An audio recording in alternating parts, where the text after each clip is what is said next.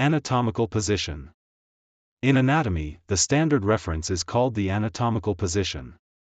The body stands upright, facing forward, with arms at the sides and palms facing outward. Cranial versus caudal. Cranial means toward the head, while caudal means toward the feet. Superficial versus deep. Superficial is near the surface, deep is further inside the body.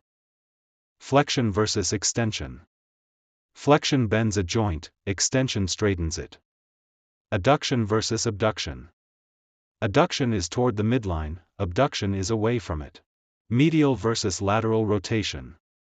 Medial rotation turns toward the midline, lateral rotation turns away. Supination versus pronation. Supination is palm up, pronation is palm down. Circumduction. Circumduction is a circular movement combining flexion, extension, abduction, and adduction.